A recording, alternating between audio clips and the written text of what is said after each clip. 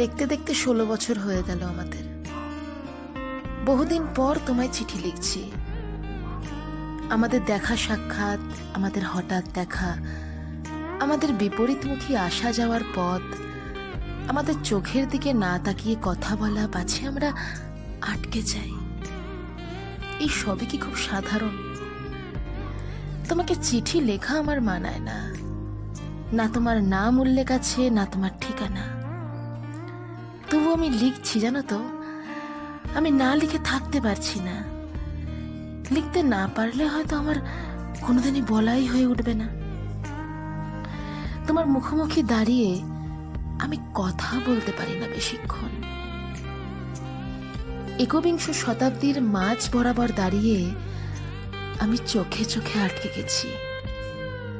আমি মুগ্ধ বুহ ছেড়ে বেরোতে পারছি না।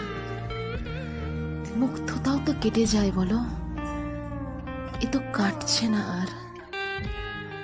জীবনের কাটা ছেঁড়া ফুল বসন্ত পাহাড় পেরিয়ে আসার পরও জীবনকে চিনলাম, মানুষকে চিনলাম, তবু তুমি যেন আরো বেশি করে জীবনের সিলেবাসে গুরুত্বপূর্ণ হয়ে পড়ছো। না তোমাকে পড়তে পারছি সবার সামনে, না তোমাকে বাদ দিতে পারছি। আমি শুধু সেই দিনের কথা ভাবছি, হয়তো একদিন এমন দিন এলো তুমি আমাকে বললে, একটা লেখা পড়ে শোনাও তো, যেখানে প্রেম আর সত্যি ছাড়া আর কিছু থাকবে না।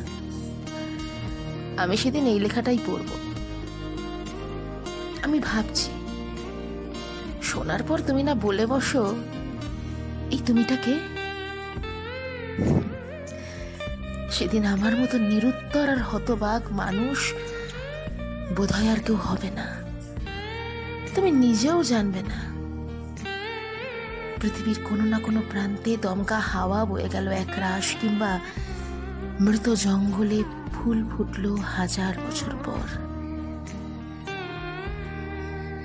ভালো থেকো।